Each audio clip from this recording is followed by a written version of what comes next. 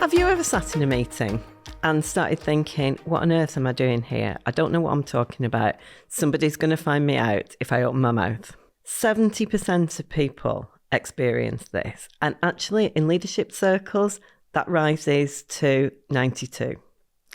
So you're in very good company if that's something that you've experienced. So we're going to shine a bit of a light on this today, and we're going to look at what is this phenomenon? Why does it happen? And 3 practical tips for managing that.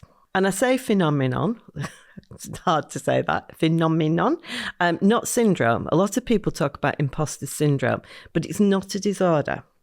It was named in 1978 by Clancy and Imers, 2 highly respected researchers, and they did their first body of work with high-achieving women and found out that so many high-achieving women feel like a fraud.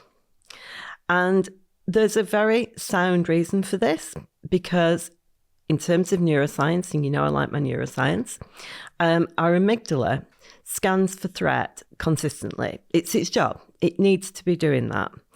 And unfamiliar territory triggers an alarm bell.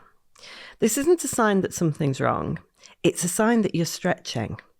But it becomes a problem if it makes you shrink. And it gets worse the more accomplished you are, because you know more of what you don't know, if that makes sense. And it's at its worst during transitions.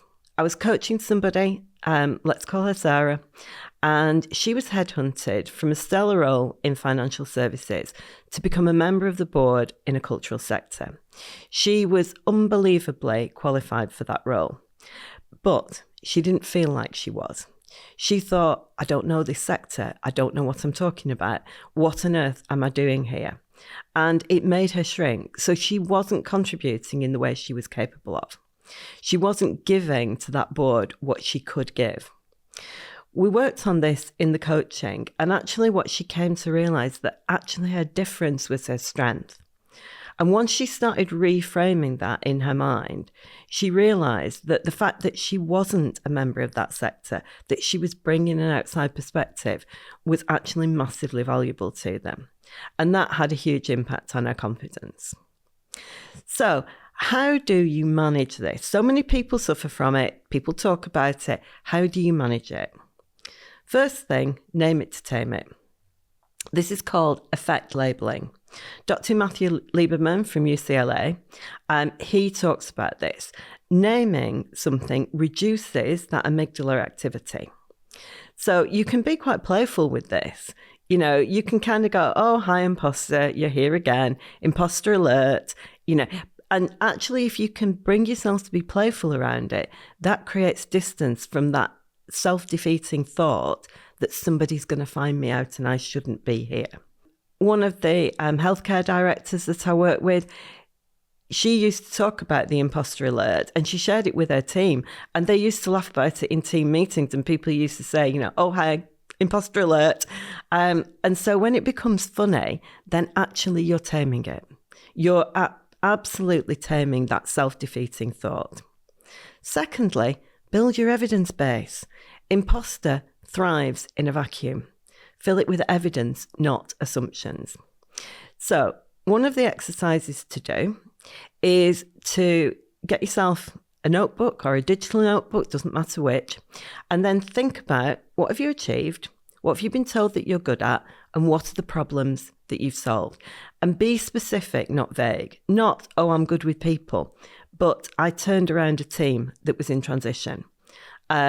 I absolutely affected a culture change in my last organisation, because the accuracy, again, tames that assumption that says, I'm no good at this, I don't belong here.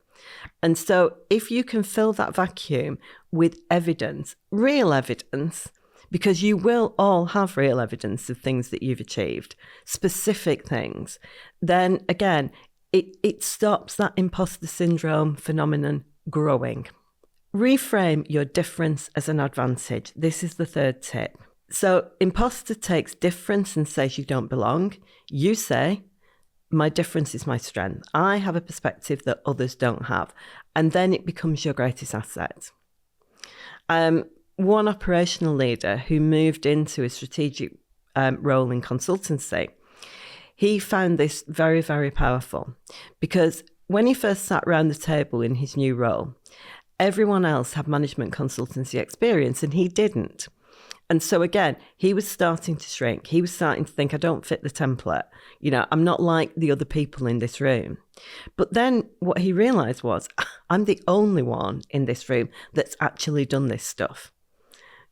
These people have been in consultancy roles, but I've been on the ground. And so actually that makes this my greatest asset. Let's summarize. This isn't a sign that you don't belong. It's a sign that you're stretching, that you're trying new things, and that you are in a space where your amygdala is going to start kind of wobbling and thinking, whoa, unfamiliar territory. But it isn't a sign that something's wrong. It's a sign that you care. And as I say, that you're stretching. 3 tips. Name it to tame it, build your evidence base, and own your difference. If this episode has resonated with you, then come and find me either at loisburtononline.com or on LinkedIn, and please share with a leader who you think will benefit from this. This is Leadership Trailblazers, and remember, the way we led yesterday won't lead us into tomorrow. Thank you.